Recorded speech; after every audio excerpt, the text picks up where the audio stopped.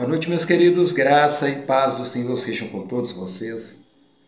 Você já pensou na hipótese de um dia ser condenado eternamente? E qual é essa condenação? De acordo com Jesus, é viver longe da presença de Deus eternamente.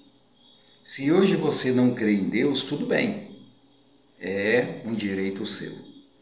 Mas viver a eternidade longe de Deus é uma consequência dos seus atos, atitudes, do que você vive hoje. Já pensou nessa hipótese? O que seria uma vida longe de Deus? Hoje nós temos o benefício do poder de Deus sobre as nossas vidas. Deus nos guarda, Deus cuida, Deus nos conduz. Deus deu o benefício da graça da cruz de Cristo quando Ele derramou o seu sangue ali. Hoje nós somos cobertos pelo sangue de Cristo Jesus, mas há algo melhor aguardando a nós, que é uma eternidade na presença de Deus. Mas se você for condenado a isso, a viver longe da presença de Deus, como será? Como será a realidade do inferno? Como será a realidade de uma vida entregue ao mal? Eternamente que eu estou falando, não de agora. Nós sabemos que muitas pessoas hoje vivem uma vida miserável porque os seus pensamentos são fúteis e voltados para as coisas deste mundo. Estou falando uma vida miserável. Não uma vida de dinheiro, de riqueza, de glamour, de glória, de status. Há muitas que são milionárias financeiramente, mas vivem uma vida miserável. Não tem paz, não tem sossego, não tem harmonia no lar. Mas como será uma vida eterna na perdição? O livro de Romanos, no capítulo 8, Paulo já começa dizendo o seguinte: portanto, agora já não há condenação para os que estão em Cristo Jesus, porque por meio de Cristo Jesus, por meio de Cristo, não pela minha justiça, não pela nossa justiça, mas por meio de Cristo. A lei do Espírito de vida me libertou da lei do pecado e da morte. Nós sabemos que a lei é boa, ela vem para revelar o que é pecado e o que não é pecado. A lei é boa. Mas a lei de vida que há no Espírito, ela me libertou da lei do pecado e morte.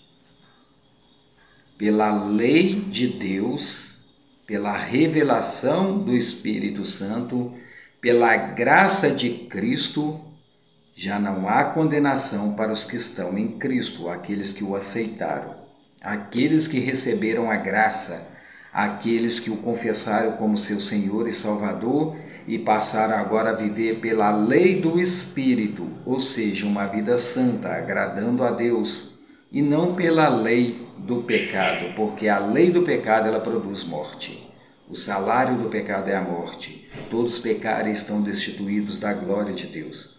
Então, nós sabemos que a lei é boa porque ela revela o que é pecado e o que não é pecado. Mas a lei do Espírito, ela provoca em nós a santidade. Ela nos leva a viver uma vida separada para Deus. E vivendo uma vida separada para Deus, nós passamos agora a agradar o coração de Deus. Agradar o coração de Deus é receber a graça de Deus. O nome já fala, é de graça. Cristo morreu de graça por nós. Ele foi levado ao matadouro como um cordeiro mudo.